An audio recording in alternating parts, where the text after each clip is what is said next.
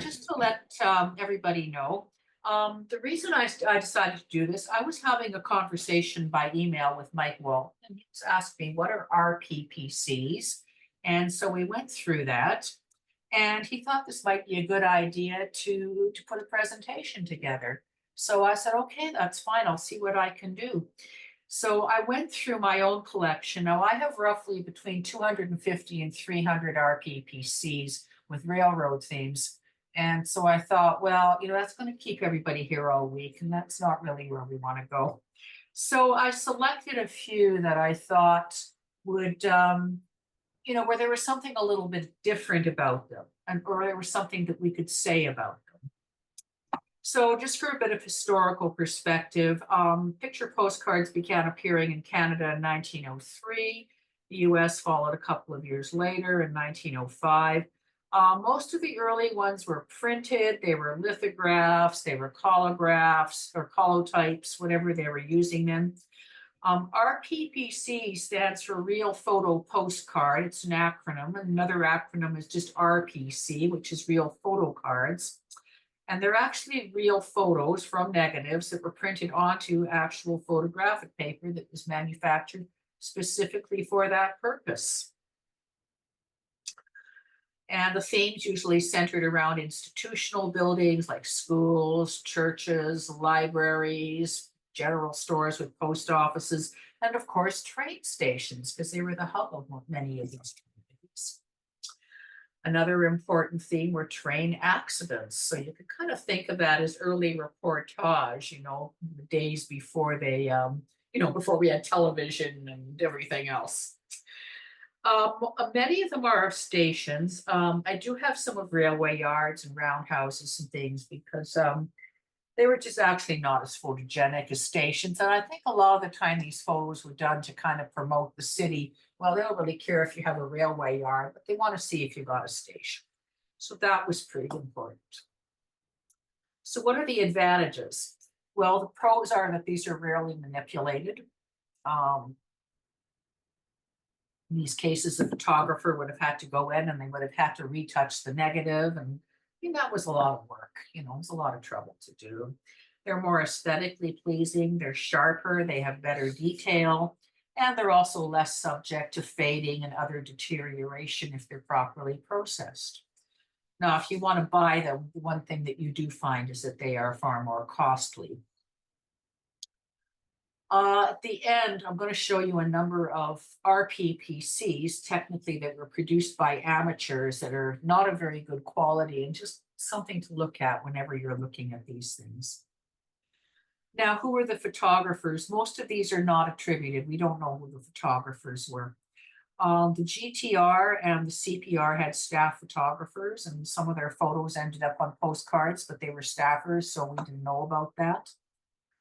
Staff photographers for the CPR included Alexander Henderson, Joseph Heckman, who you probably remember from Ralph Beaumont's excellent book, and in later years, Nicholas Morant. The Grand Trunk used John Wesley Swan, the Notman Studio, and also Ruben Sallows, who was a busy commercial photographer who was based out of Goderich. Many of these were likely taken by local photographers. Some of them may have been working for hire. And many of them were likely traveling photographers because a lot of these photographers, they would travel from one small town to another, set up shop for a couple of weeks. They have a little studio set up. Everyone would come in, they'd get their cabinet pictures taken. And in the meantime, the photographers would go out and they would also shoot some of the town views and they would make postcards of them. Now, this was the guy that did it over here. So this was the Kodak 3A folding pocket autographic camera. It was produced roughly from about 1903 to 1915. And Kodak actually marketed it as a postcard camera. That is what they called it. And just to build that up even more, what they did was they produced a whole bunch of postcards with pictures of this camera on them, and they would send them out to dealers with the dealer's name and address on the back. And the dealers could then send them out to people. They could send them to clients, or they could give them to people that were buying the cameras. Now, these cameras cost between, they ranged in price, because they obviously had different features. So they ranged in price from about $20 to $65, which sounds like it's dirt cheap until you look at today's equivalent, which was in the range of about $650 to about $2,100. So they weren't that cheap. They used 122 film, so you can see a picture of it over here. 122 film was a roll film with a paper backing. It's similar to the 120 film that you can still buy. And it produced 3¼ by 5½ inch postcard size negatives. So these negatives were the perfect size for a postcard. The film came in 4, 6, and 10 exposure rolls, and the price ranged from 30 to 70 cents a roll, the equivalent of which today is $10 to $20. And Kodak produced the film until 1971. Postcard papers that they used. You can see a sample of it on the right, and that's kind of fun. It's, can be developed by gaslight. Well, of course, this predated the age of enlargers as we know them. I mean, they did not use those. So these were all contact printed. AGFA, or ANSCO actually, which was later became an AGFA property, produced 2 papers here called Psycho and NOCO, and those were commonly used in Canada. Kodak produced Azo. That was the most commonly used one. They had another one called CKC. I have no idea what the difference between CKC and Azo was. They produced Velox, which was a product that they bought from another company. And they produced Solio, which was a printing out paper. And I'll show you an example of those afterwards. Now, if you look over here at the bottom, this is what the back of these cards looked like. So when you took the paper out of the envelope here, it looked like that on the back, and then you had the emulsion on the front, the light-sensitive emulsion. If you look in the corner, you'll see a stamp box there with 4 little triangles in the corner, and that actually denoted the production date. So this particular paper was produced from 1904 to 1918. And that's one of the ways that you can, you can't really date the photo, but you can actually date, it gives you an approximate date. To the left of that is another example that's of a back from a postcard. And those were produced until 1904, and they were called undivided backs. So you can see on the back there, we've got a line in the center. One side's for your address, the other side's for your message. Well, they didn't have that before 1904, so there really wasn't any room for a message. Let's see. Okay. So one way that we can date the cards, as I said, is the undivided back. We can look at the stamp boxes, their design features. Some of them use distinctive banners. This one didn't. Postmarks, which tell you when it was made. Postage, if you've got an Azo 1904 to 1918 and it was mailed, it's good to keep in mind that the postal rate increased from 1 cent to 2 cents in 1915. Obviously, there's details in the photo, cars, clothing, hairstyles, a little bit of historical knowledge of the scene, and captioning. So I'll show you a few examples of those. There's a small white box on the bottom, and those were typically produced from 1915 to 1925.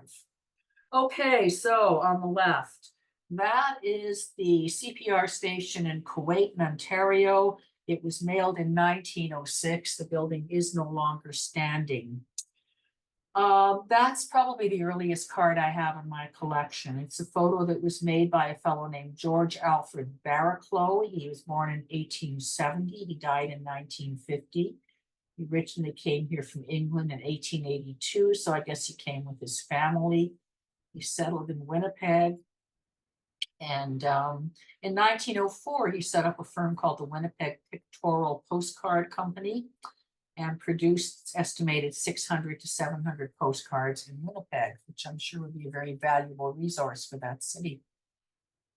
If you see all the scribbling on the front there, well, this is an undivided card. So that's how people got their messages on there, which was not that great. But at least this person was considerate enough to keep it off the photo. To the right of that, we've got the Grand Trunk Station in Springford, Ontario. That's a card that was mailed in 1908. I do not know who the photographer was. That I'm guessing was not taken with one of the Kodak postcard cameras, but probably a 4x5 camera, because proportionately it fits. This particular photo is 3.5 by 4.5 inches in size.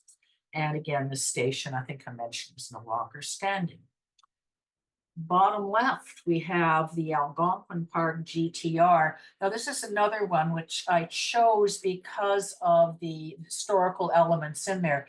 Because if you look up at the right, you see a building up on top of the hill, and that was called the Highland Inn, and that was actually built in 1908. Now, the Highland Inn was enlarged in 1911, so we do know that this photo was taken between 1908 and 1911. Actually, this one is postmarked 1908, so that's kind of a dead giveaway, but it may not always be that way. And also, you'll note the picture is a little bit off around the borders, and I just left that. That's the way it was printed. To the right, we have the Shawbridge CPR station. Was not used. It's an Azo stamp box, 1904 to 18. I just chose that one because it's a nice photo. It's a really lovely photo. It was located in a place called Shawbridge, which no longer exists. Shawbridge has been merged with a few other communities. This was back in 1977. It was renamed Prévost. And the interesting thing about this is it's primarily a tourist location. It's a ski location. One of the ski tolls was owned by a guy named Herman Jackrabbit Johansson, and he was instrumental in establishing Ontario's ski industry. He was Norwegian. He was an engineer and a professional skier. He ended up in Quebec in 1928, pretty much single-handedly responsible for the ski industry there. He began skiing when he was 2. He continued until he turned 106. He lived until he was 111. And at the time when he passed, he was the oldest living man in the world. Upper left, we have the Cobalt Station of what was once known the Temiskaming and Northern Ontario Railway, which of course was renamed Ontario Northland. Again, that's another one that we can denote from the historical details. It was a cycle card from 1904 to 1920, but that station was not built until 1910. It is now a museum. It's still standing. Oh, I should have mentioned as well that Shawbridge station is still standing. It's in use as a private commercial enterprise, and it looks wonderful. I saw a photo of it. To the right, we have the Canadian Northern Station in Saskatoon, and that one fascinated me because when I saw it, I thought, I know I've seen that photo before, but it was Canadian Pacific. Well, it was. That was a station that was built in 1890 by the Capel Long Lake and Saskatchewan Railroad and Steamboat Company. That railway was leased by the CPR in 1899, and then they kind of went, we don't want it. And they sold it to the Canadian Northern in 1906. That postcard was mailed in 1908. The station was replaced in 1910. The photo was taken by Peter Mackenzie. He was born in 1881. He died in 1965. He's originally from Dunnville. He did a lot of different things, including blacksmithing, painting, farming, and carpentry. He took up photography in 1905. He began submitting photos to the Saskatoon Phoenix newspaper in 1907, and quickly became one of their featured photographers. So he operated his business under the name of Mackenzie's Studio and also City Studio, and also captured many historic images of First Nations people. He came back to Ontario in 1918, set up a portrait business in Kingston, and then he took up painting and also became a painting instructor. If you want to find out more about him, you can go to the University of Saskatchewan. There's a PDF covering his life history that you can download. Bottom left, Rosser, Manitoba. And Rosser, Manitoba is about 45 minutes northwest of Winnipeg. And it's home to the Prairie Dog Central, which is a heritage railway. So if you've never taken that, if you've never been out there, then definitely it's really worth a trip. It's a wonderful experience. That photo was taken by William Bates. He was born in 1876. He died in 1943. He was also from Ontario. He moved to Manitoba, started out as a teacher, and then he met George Barraclough. And I guess George Barraclough, he was started training him. He worked part-time as a photographer, and then he became a doctor and moved to Saskatchewan. The picture on the right is Alameda, Saskatchewan. That's a CPR station. It was built in 1911. The station was built in 1892. It was replaced by another station in 1922. And interestingly, both stations are still standing and they're both private homes. So again, I chose that because it's, just an attractive toned photo when you don't see too many of those. Moving on, Washego, that's a GTR station. And if anybody here has been to Washego, and there's still a standing train station there, it's owned by CN, it's a building that's owned by CN. That's not the same station. And this also goes to show that not all of these real photo postcards were good. Okay, that's a pretty bad photo. And I've seen a couple of other copies of it, and they're the same. So they're just not very good. So it is what it is. To the right is another photo of that station, which is a lot better. That station was removed in I don't know if it was removed, actually. There was a Canadian Northern station there, and they moved that station. They closed it. They opened the GTR station. They kept it going until 1922. Then they closed it and replaced it with the Canadian Northern station. So that's the station that is still standing in Washego. I don't know what happened to this station. I've heard a couple of stories about it, but it seems to be gone. On the left, there's a nice railway scene from Sandpoint. That's the CPR. That was a Velox stamp box, 1907 to 14. The photo was taken by Gus Hanford. He lived from 1872 to 1949. And Gus he ended up in Renfrew and set up the Hanford Photographic Studio in 1893. He moved to a newly constructed building called the Hanford Block in 1903. I don't know if he owned it or not, but it had a special roof so he could have sunlight for his studio. He used a Graflex with roll film and set up a little satellite photo studio in Arnprior at some point with his brother. After he died, his son Edward, who incidentally was also a doctor, ran the business from 1955 to 1975. It was full service photographic business, big wedding photography, camera sales, film processing. Closed in the mid 70s. I guess Edward retired. And the Hanford Studio collection can now be found at AMBA being the Arnprior, McNabb, and Braeside archives. And there's thousands of glass plates, cellulose, and nitrate negatives from 1895 to 1975 there. Very last one in the lower right corner is the Grand Trunk Station in Wales. That picture is dated 1913. Wales was destroyed in 1957. It was inundated when they built the seaway. There's nothing left of the place. That photo was taken by Harrington and Son, and Harrington and Son pictures are very collectible. They're very expensive as well, as a rule. There's a father and son. Their names were Henry and Clarence, Clarence being the son.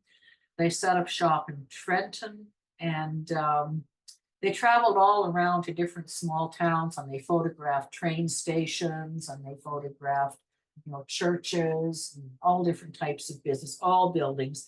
On the back of this card, which is kind of funny, it stated that in 1912, they had published 180,000 cards.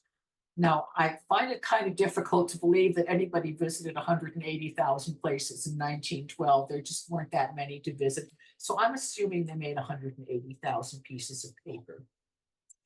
The business closed around 1920. Henry went to the US and Clarence moved to BC. This is the Union Station in Winnipeg. These are beautiful photos. They were taken by a photographer named Morris Lyle, who was a Scotsman. He was born in 1887, 1966 is when he died. And he basically operated from about 1910 to 1917. He was also a filmmaker, and he was also a church organist, and he was also a printer. So he did a lot of different things. But those are particularly beautiful photos. And if you look, you can see the copyright dates on some of them are 1913 range. And that station, of course, is still standing, and it's in use by Via Rail. On the top, we have the, let's see here. Oh, that's the Grand Trunk Pacific shops in Transcona, Manitoba, which is now part of Winnipeg. I can't tell you much about the left one. It's an AZO card. Stamp box is 1904 to 18. To the right is a Morris Lyle photo, not one of his better efforts, I don't think. But, you know, looks like maybe he had an access problem to the place. Bottom left, I can't really explain that one. That was a roundhouse in Madawaska. As far as explaining, I can't tell you anything about the photo. Because this particular card was mailed in 1976, which is strange, but okay. The Madawaska Rail House was built in the 1880s, 1890s. It was built by the Canada Atlantic Railway, so it became part of CN. It was demolished in 1996, and apparently there are still ruins around. If you want to go there, you can maybe check out the ruins. And I can't give you any information on that card. I don't know when that photo was taken. On the right, we have the New York Central Roundhouse in Ottawa. Now, the New York Central Railroad operated a subsidiary line called the New York and Ottawa Railroad. It came up through Cornwall, and then it went north through the Ottawa area, and it covered a few towns in that area. So anyway, the line operated from 1898 to 1957. It was also closed down. It was sort of a victim of the Seaway, but New York Central Railroad was not doing very well at that point either. It later went bankrupt. So that might have been another reason that they kind of went, hooray, we're out of here. And these are more of my little oddball items. So we have on the left, that's a railway car from the Canadian government railways. You don't see too much from them because they were only around for 3 years.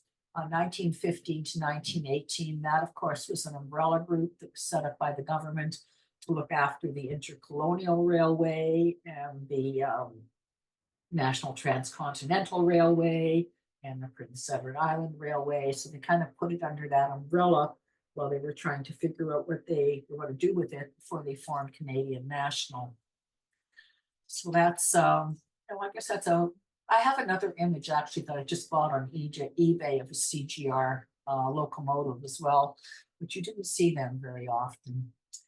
The one on the right is one of my favorites. That's the Carillon and Grenville Railway. Carillon and Grenville is in Quebec. It's across, it's on the other side of the Ottawa River. And it was a little portage railway. It made one trip a day between Carillon and Grenville to pick up and deliver passengers that were traveling on the steamer. Once the steamers were no longer cost effective, they shut down the whole thing. Well, it's dated 1909, and there's a little, you can see there's a little caption in there in French, which basically says that this was the oldest train in the country. So, and if you're wondering if that's a broad gauge, yes, it is a broad gauge, definitely. They never changed that. That station, that locomotive dates back to 1854. Bottom left is a Grand Trunk locomotive, and that's from 1901. And on the right is a Canadian Northern locomotive, and that's from 1904. Okay, this is the top two. I have to confess, I bought those because I love the name. This is Mirror, Alberta. So where did Mirror get its name? Well, the Grand Trunk, this was Grand Trunk Pacific again. And Grand Trunk, of course, being a British railway, and somebody there obviously loved the London Mirror, and that's what they named it after. Okay. This line was built around 1911. It was a branch line that connected Edmonton and Calgary. And it was quite a booming little community there for a while because it was a divisional point, you know, and they had the roundhouse and everything there. And at one point it had a hotel, it had a post office, it had a lumber yard, it had hardware and drugstores, a restaurant, 3 churches, the railway building, and a physician. It had its own doctor. So I guess, you know, once CN discontinued the use of steam, they probably demolished the roundhouse. I don't know when it was torn down. The station lasted until 1975 and it burned down then. Both of these pictures are from around 1914. Bottom left is a beautiful postcard. It's a beautiful photo of the Grand Trunk Pacific Roundhouse, and that was in McBride, BC. The roundhouse, of course, is demolished, but the station survived and it's in use by Via Rail. And on the right, we have Melville, Saskatchewan, and that's the same thing. So that is the roundhouse. That was mailed in 1911. The roundhouse, of course, is gone. And like McBride, the station survived. It was restored and is now in use by Via Rail. And Melville was named after Charles Melville Hayes, who was the chief operating officer and manager of the Grand Trunk and Grand Trunk Pacific Railways. And he went down on the Titanic in 1912. On the left, we have another Grand Trunk Pacific station, and that's in Wainwright, Alberta. That photo was taken by John Henry Gano, who's an American. He was born in 1873, died in 1947. He moved, this guy got around. This is kind of funny, okay? So he moved to Vermilion in 1904 and he opened a photo studio. Then he moved to Wainwright in 1909. Then he sold the studio in 1914, went back to the US, but he kept doing contract work for the Grand Trunk Pacific. Then he came back to Canada and he moved to Unity, Saskatchewan in 1924. Then he headed back to Wainwright in 1931. Then he finally ended up settling in Red Deer, and that was in 1941. That station itself, that station itself, that's an AZO. It's 1908 to 1911. It was not used. The station was destroyed by fire in 1928. It was replaced by CN in 1930, and they built a station that looked very similar to that one. It was a little larger, and it is still standing. It's now a museum. Now, to the right of that is one of those Solio printing out papers that I told you about. So Solio was a process where they just contact printed it. They just put it on top of the paper and they just left it there until the photo was dark enough. And then they fixed it using normal fix. Now, these photos did not last long. They did not last well at all. They didn't do well. This one, it's even fainter than this, and I actually enhanced that a bit in Photoshop. So, you know, that paper was discontinued in 1940, and luckily it wasn't used much more than that. That station itself was built in 1910. The postcard was mailed in 1918, and the station disappeared and was removed to parts unknown at some point in the 1960s. The bottom one, that has a little bit of a story behind it. I'm not a big one on looking at the backs of postcards on the messages. I don't really care what these people said to one another, but this one was pretty fascinating. Okay, the photo itself, the postcard itself is an AZO, and you can see the stamp boxes in there on the right. So that was 4 triangles up, so that's 1904 to 1918. It was mailed in 1968. The Oak Lake CPR station, of course, is no longer standing. And what was fascinating about this was the message on the back. So I'll read it to you. Dear Marjorie and Bob, I knew this card would come in handy someday. Marshall McLuhan asked Renee to do the mural for his Center for Cultural and Technological Development for a single fee.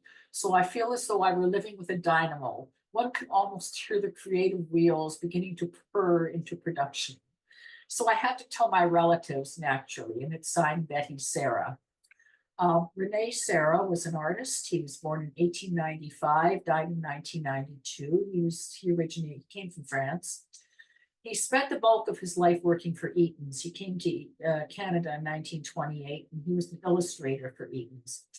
This painting is entitled The Pied Pipers All. It's on permanent display at the McLuhan Center for Cultural and Technology at the U of T.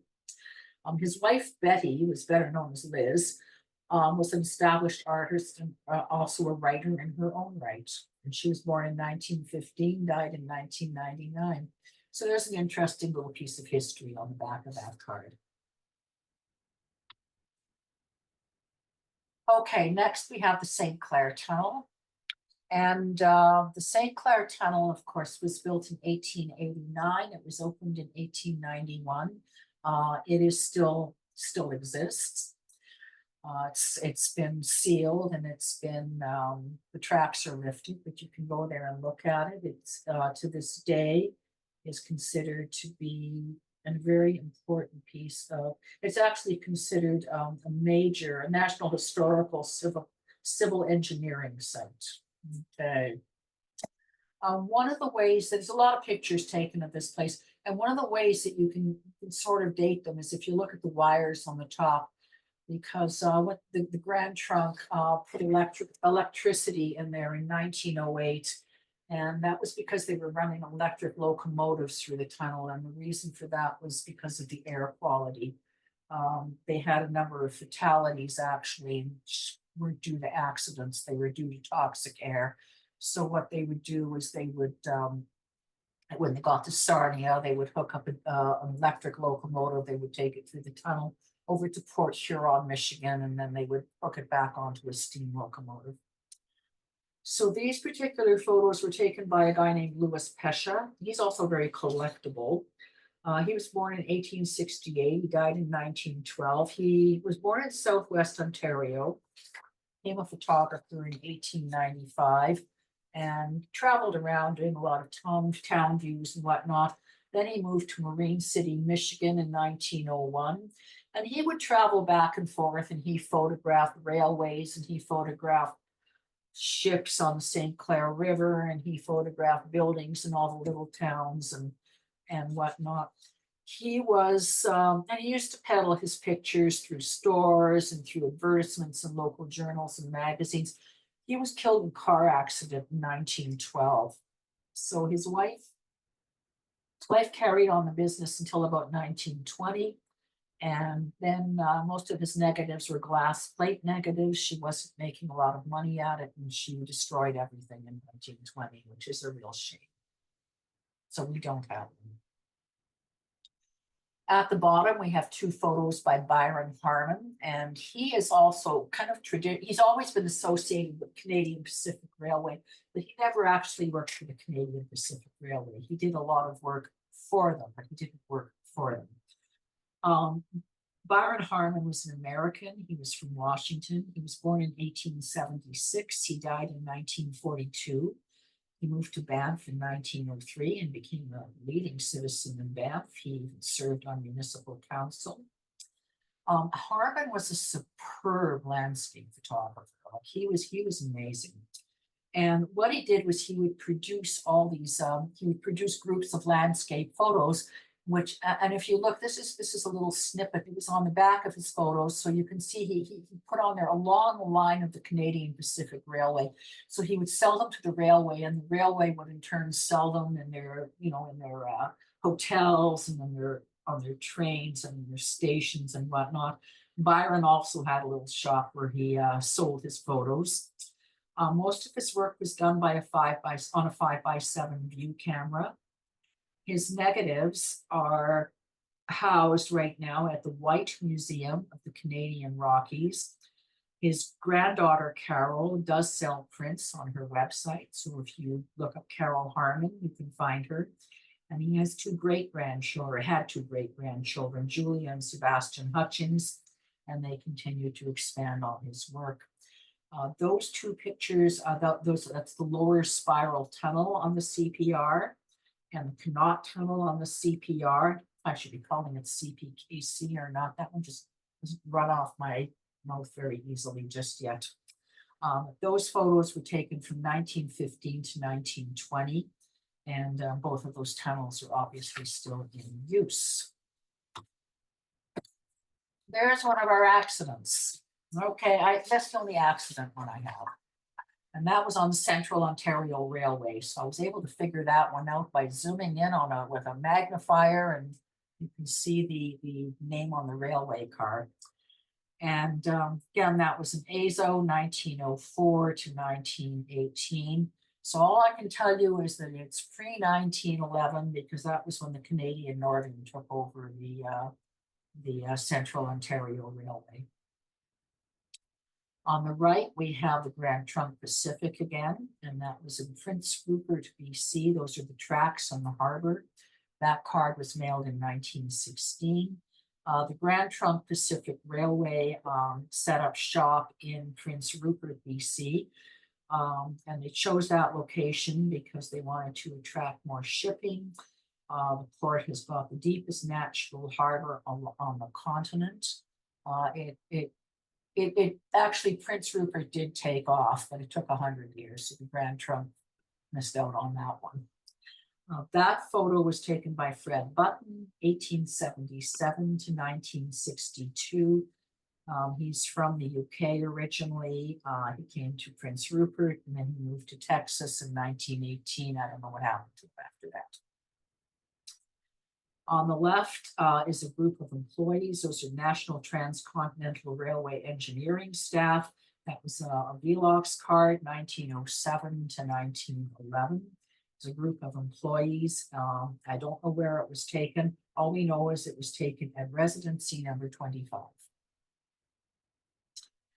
And on the right is another Morris Lyle photo. That was an exhibit in 1912.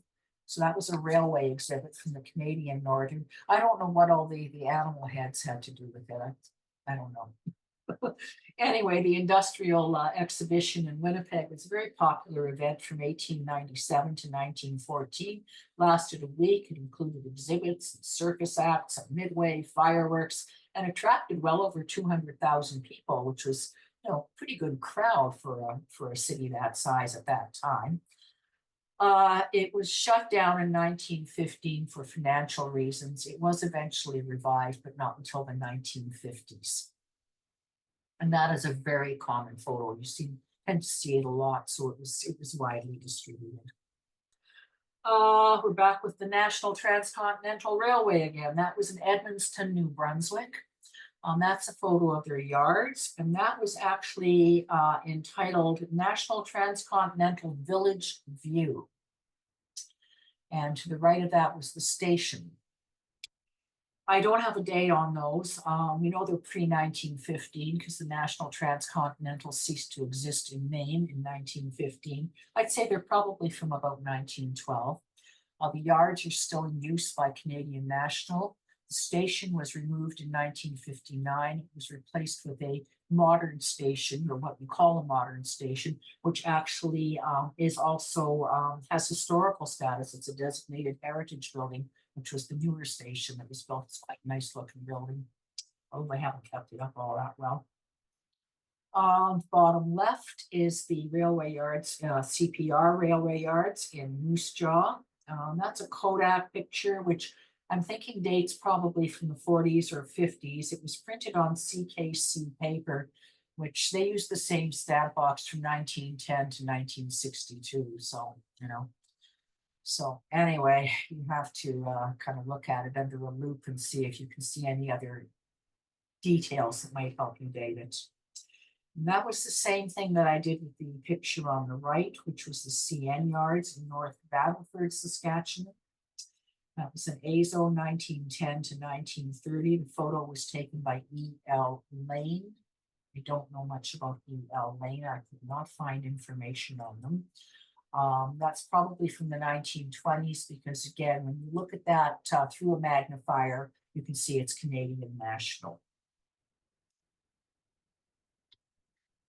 This was a very interesting company. This was the Gowan Sutton Company, and they were based out of BC. Well, they did occasionally travel a little bit further east. They occasionally took photos in Alberta. We have one on the right here. Sometimes they hit Saskatchewan. I even have one from Winnipeg from them. But the Gowan Sutton Company was largely based in Vancouver.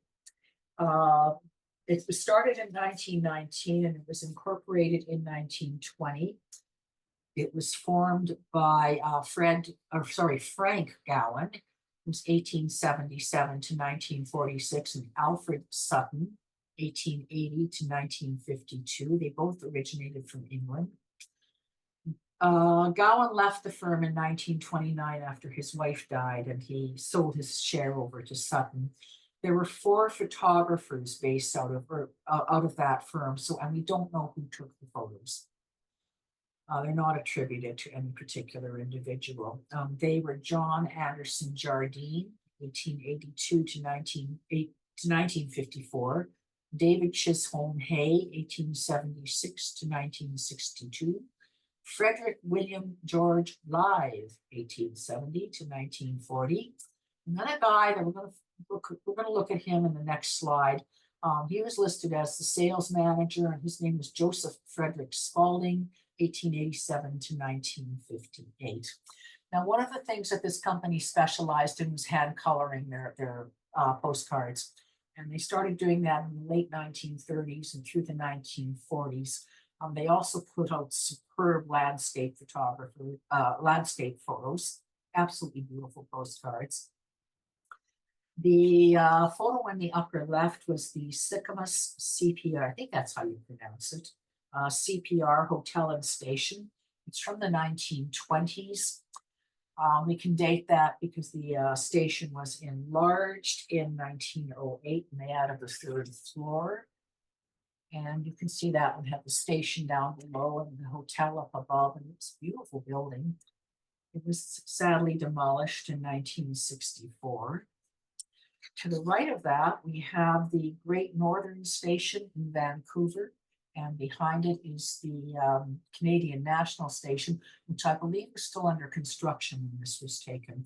And the reason I'm saying that is because it's captioned Union Station and Canadian National Railways Depot. Now, the Union Station was only the Great Northern and Canadian Northern, later Canadian National. And so I'm thinking that this was probably taken shortly before the Canadian National Station opened up.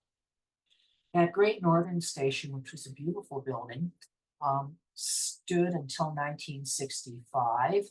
And then the city of Vancouver gave them a tax bill, and they kind of looked at it and went, "Yeah, we don't want to pay this. Do you want to buy the building from us?" And the city said, "Nope." And they said, "Okay." And they tore it down. So that was the end of that, which is really too bad. The Great Northern moved into Canadian National Station, so it became a Union Station again. They stayed there till 1969 when they discontinued passenger train service. Bottom left is the Revelstoke CPR station, and that's from the 1930s or 40s. That's one of the hand-colored ones. There's about 5 pictures in that series. I have 4 of them. I'm missing one. That was the second CPR station in Revelstoke. It was built in 1905. It stood until 1978, that they demolished it. They put up a new structure in that location in 1992, which is now a railway museum, which, if you're ever in Revelstoke, is well worth seeing. It's a fantastic museum. To the right of that is the Canadian National Station in Edmonton, that lovely little Art Deco building. And that was built in 1928. It replaced an earlier station. And it stood until 1966. And then they replaced it with a tower, CN did, which they called the CN Tower. I mean, hello. And I think it's still standing. I didn't look. I could have street viewed it, but I didn't look. Okay. On the left, we have the station in Biggar, Saskatchewan. Sad story behind that one. That was a photo that was taken by Randall Photo. I don't know anything about Randall Photo other than there was a Randall, other than there was a Randall Photo shop in Biggar. So I'm guessing there was an association there. That station was built around 1910 by the Grand Trunk Pacific Railway.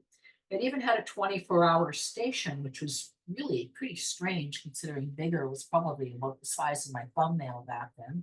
I don't think it's much bigger than that now. I have a friend who lives there. It's not a big place. The station was closed after CN ended passenger service in 1978. Because of building features, it was declared an historical structure, and then CN just let it crumble. And that's all it did. It crumbled. And finally, in 2018, they got permission to tear it down. It was beyond saving. So that was pretty sad. To the right is the aforementioned Canadian National Station. So we looked at that while it was still under construction. That's from a little later. That's from about the 1930s. This building is still standing. It's a transportation hub in Vancouver. The photo was taken by Sidney Jack Hayward. He was born in 1885. He died in 1956. He was British born, and he was actually established in Montreal, and that was in 1919. He was a very busy commercial photographer, and he did a lot of industrial commercial photographer and also had a portrait studio. He sold his business to two other people in 1945 and retired. It became known as Hayward Studios and remained in business until 1984. Bottom left, we have again, originally it was the Grand Trunk Pacific Station. It was a CN by then, and that was taken by Ernest Jarrett. Ernest Jarrett was another Englishman. He was born in 1885. He died in 1958. He arrived in Canada in 1914, and by all accounts, he sounds like a real character. He was a self-taught pianist who went around and he toured around with vaudeville acts and whatnot. Then he ended up in Brandon in 1931. He was also a humorist, and he was also a ventriloquist, and he entertained quite regularly. And he seems to have also been a very good businessman because he set up a little satellite photo business in the Riding Mountain National Park, where he sold film and he did processing and sold little cameras. And I'm sure he sold a lot of his postcards there as well. The Rivers Station is still standing. There is a group of people that have been trying for about 20 years to restore it. They have a website. They're always looking for volunteers and money, and I hope they'll get there one of these days. Now, to the right of that is the station in Penticton, BC, and that is not a Gowan Sutton card. That was Fred Spalding, who had been the sales manager at Gowan Sutton. So he set up his own little business, which he called Camera Products. He set that up in 1948, and he obviously took a page from Gowan and Sutton and started hand coloring his photos as well. I've got a few other pictures from him also. That's the Penticton Station. It was built in 1941.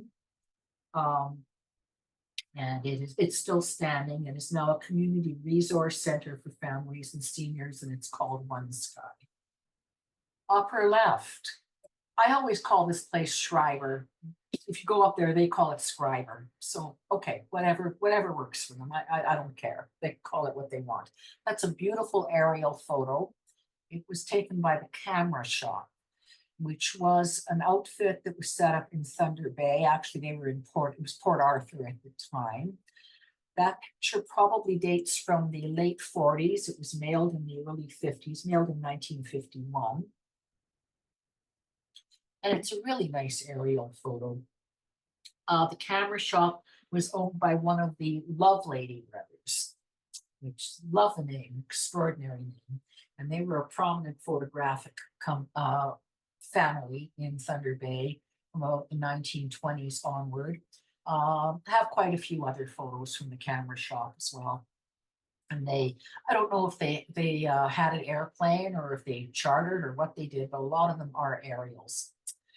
That firm operated until about 1960, and it was a full service firm as far as I could tell. They processed film, and they had a retail establishment, sold cameras and whatnot.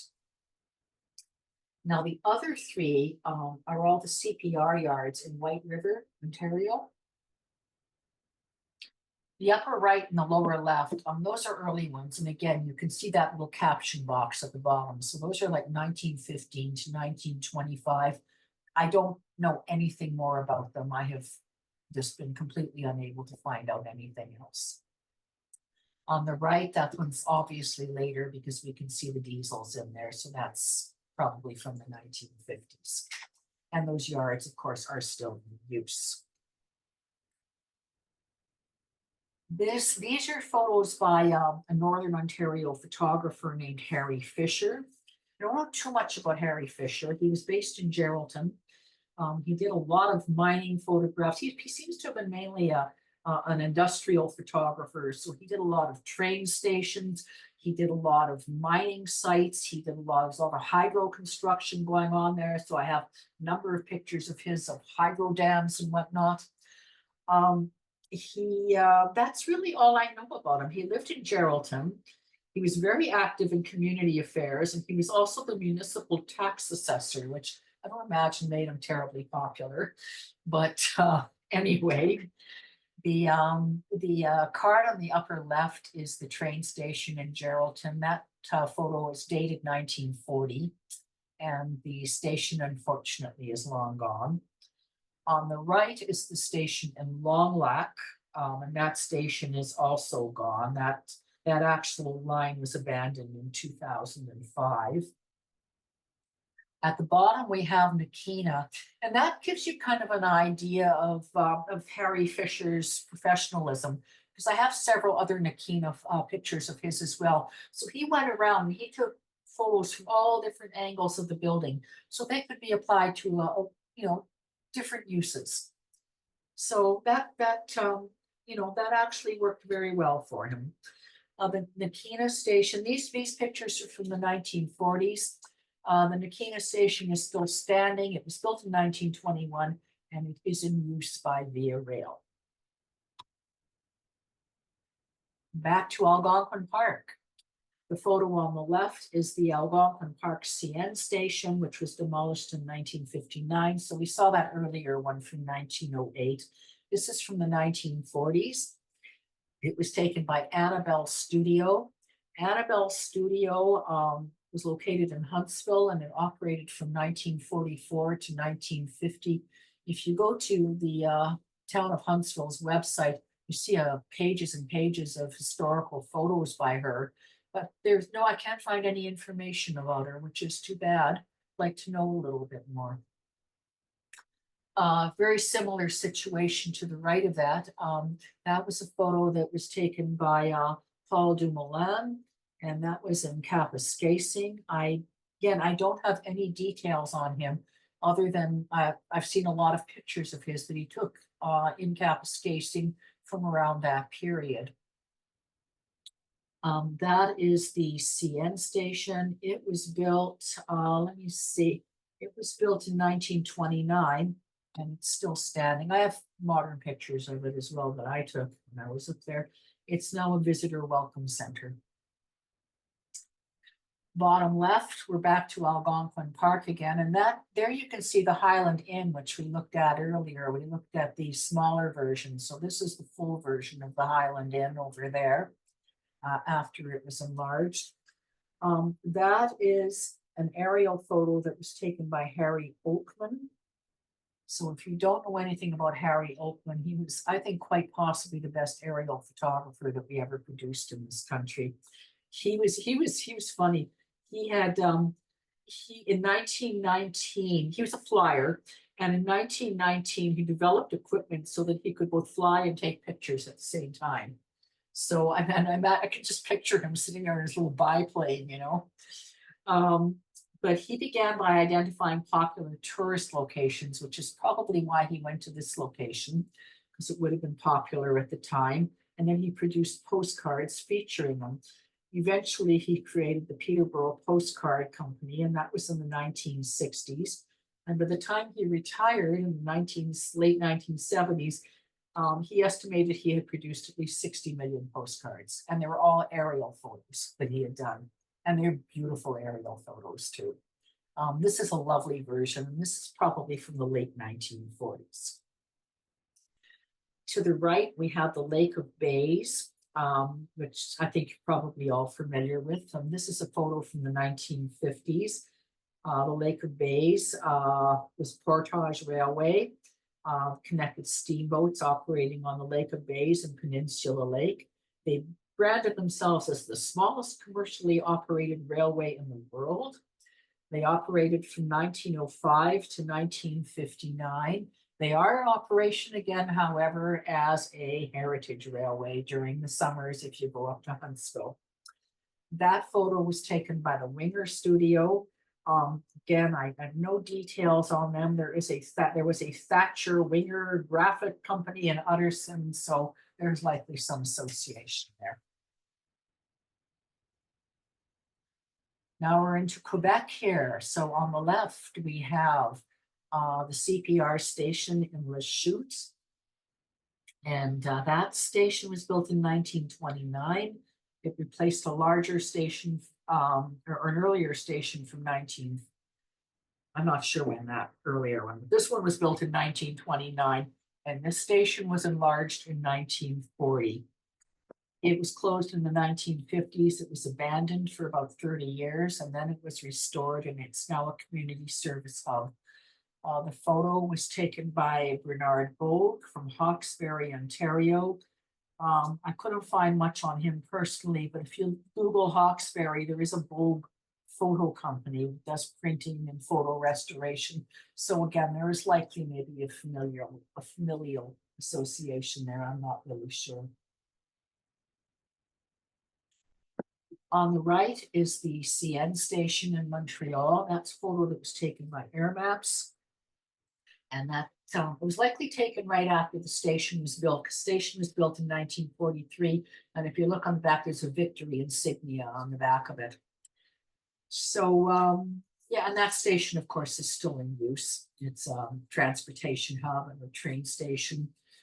Air Maps was a company that started, I think, in the 19-teens. They flew around in their little biplanes, and they would take aerial photos of different communities and whatnot, which they would sell.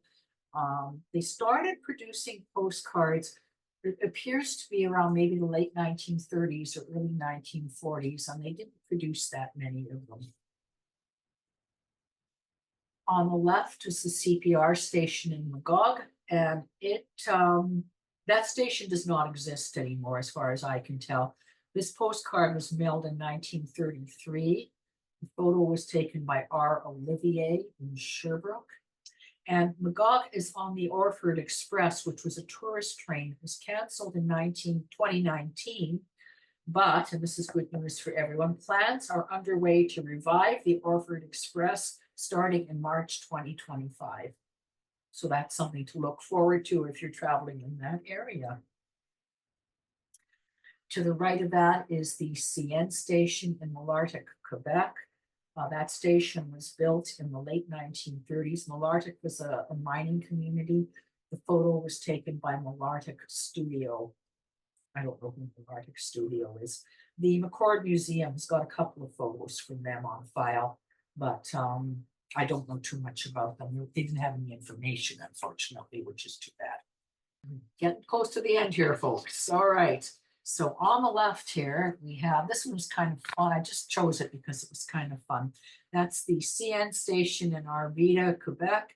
It's dated 1927 on the back, and the station was built in 1927. So I guess somebody just as soon as the station was over, was like, yes, gotta go over and take a picture of our station here.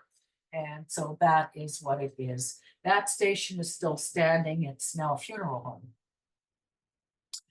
To the right of that is the Acton Vale station that was built by the Grand Trunk Railway in 1900. That station has been fully fully restored. It's a designated historical site, and that happened in 1974. I've seen color photos of it. I haven't actually seen it, but it's really beautiful. They did a lovely job on it. That photo itself is probably from the 20s or 30s. I'm going by the car on the left. And it is now a tourist office and an exhibition center. Bottom left, I chose that one just because it's kind of very evocative of the time. This is a CPR station in Lawrenceville, Quebec. It's dated on the front, you can see 1914. Doesn't appear to be there anymore, but it's just lovely with the horse and cart in the back. And we've got, all the guys standing on the platform in front of the boxcar on the other side of the station. And it's just a very nice, kind of evocative view of the times, as it were. To the right is the station in Tring Junction. That was the Quebec Central Railway, which of course was operated by the CPR. It wasn't a subsidiary, they were just an operator. It's dated on the front, as you can see, 1932. It is now a library, museum, and rooms for rent. Okay.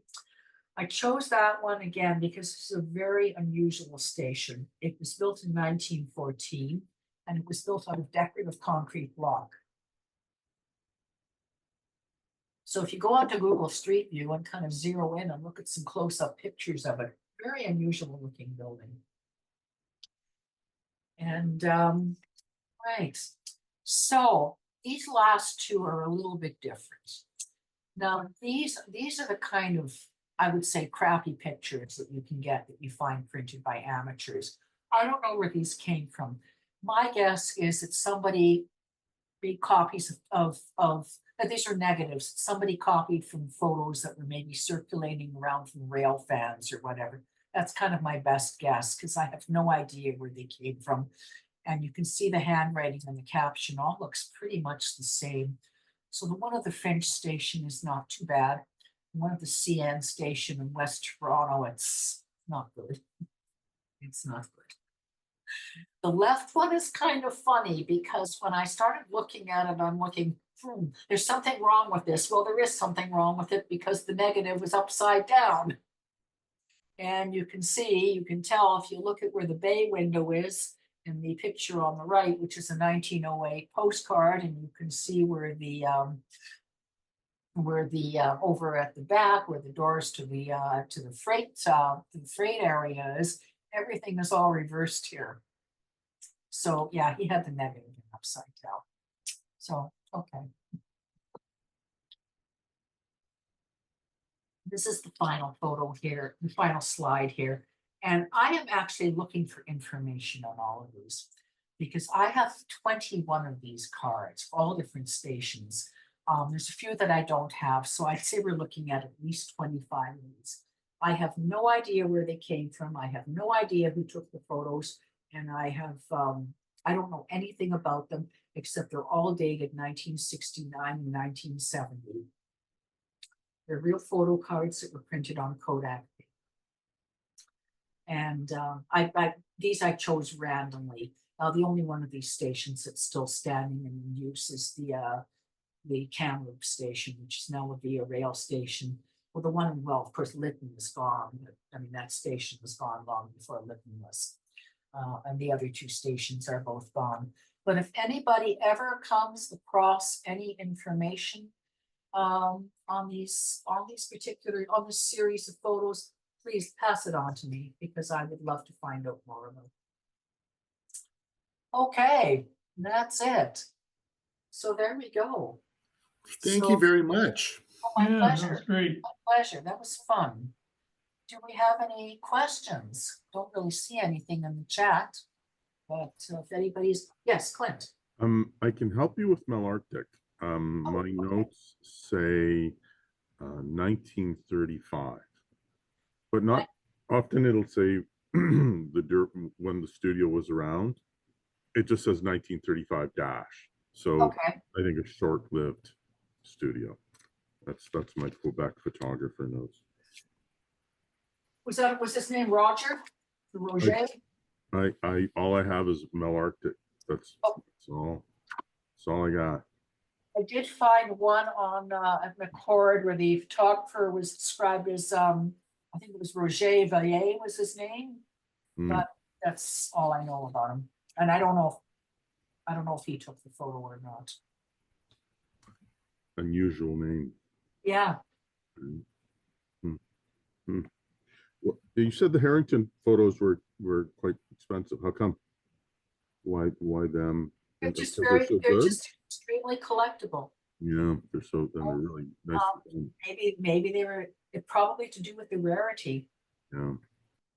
So yeah, I don't know. The out of the ones that I showed, the Harrington photos are expensive and the Pesha.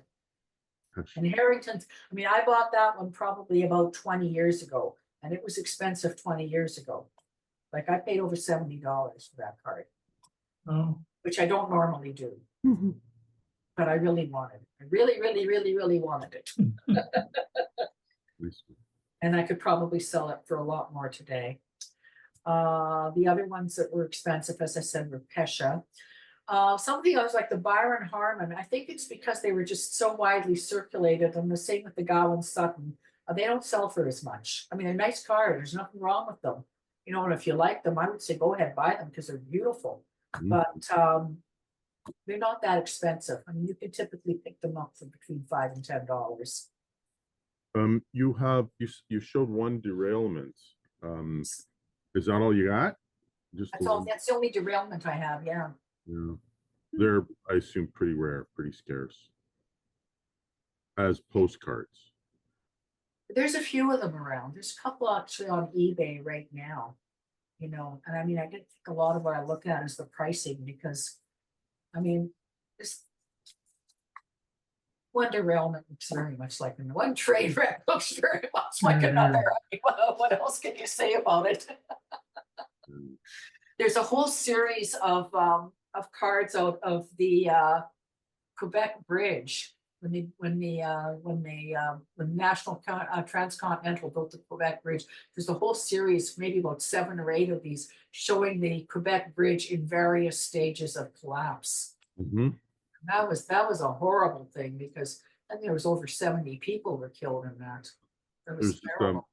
There were just 3 lots on eBay just the other day. Some of them were real photo postcards. Some of them were very well made prints, and they went for outrageous money. Oh, I know. Surprised. I know. I bought a few of them, but it was many years ago, and they you know, so I didn't pay a lot for them. But I kind of look at them now, and I'm like, no, that's not in the budget. Not in the budget. You mentioned Marshall McLuhan. Small world. Do you know what one of his sons does for a living, or used to? No. Up in, somebody help me out, Orillia or Owen Sound, somewhere north of Toronto, one of those towns. Beautiful portraits, family portraits, very nice stuff. Oh, really? Would that be your son? Yeah. Okay. Yeah, I'm not sure. If it's north of Toronto, then it would probably be Orillia because sounds kind of more northwest. Yeah. Jeri, I think photographers quite often set up in mining towns because you know, making a living in the photography business, you needed to have a major client, and the mining company, whenever there was an event, like a new piece of machinery or a new head frame, they would then commission the photographer to do the official photograph. So he'd come out with all of his gear and his horse and buggy and his developing studio and so forth. And then, of course, having reached that site, then all the locals would then say, oh, well, I can pay the small amount of money to have a photo taken of me or my wife or my dog. So I found with Anyox that when I got into the archives out in British Columbia, and I'd find the picture of the mine, and then I'd find a whole slew of other pictures, which were all these social ones, basically. That's funny. That's funny. Well, I have a book here on the Geraldton area, And, and that's what's really funny is that Harry Fisher was based in Geraldton. And he was a town official in Geraldton. And this book is full of photographs that were taken by Harry Fisher. Of Yeah. basically of the entire town, plus all his mining photos are in there. Right. Of course, there were a lot of mines around there at the time. Actually, my father-in-law worked in one of those mines when he was young. And my husband was born in Geraldton. And So there's another example. Yep. but there was so very little information on Harry Fisher, so that's too bad. I'd like to know more about him. I've also got several photos of hydro dams, because he did a lot of that as well, because there's a lot of hydro activity going on up there at that time. I was also interested to note that the Winnipeg Union Station was actually built earlier than Vancouver or Toronto. Yeah, it was built in 1910. Yeah. Yeah, it was built by the Canadian Northern Railway. And it was supposed to be a union station for the Canadian Northern and the Grand Trunk Pacific, but of course they both went bankrupt. Well, and the CP, of course, had their own already built. Yes. CPR had 4 stations in Winnipeg. So the latest station, the one that's still standing, is now an Aboriginal center. Yes. That was built, I think, in 1906, 1904 or 1906. And it was the 4th station that they built. Yeah. And the one that was there before that was located right beside that station. And they tore that station down, and that's where they built the Royal Alexandra Hotel. I've been in that station too. It's been kept up very nicely. It's lovely inside. But the Union Station in Winnipeg was built in 1910, and it's apparently I haven't been there recently. I haven't been to Winnipeg in about, the last time I was there was maybe in 2011 or something. And it's apparently been restored since then, because it was looking a little bit rough. It wasn't too bad, but it wasn't great.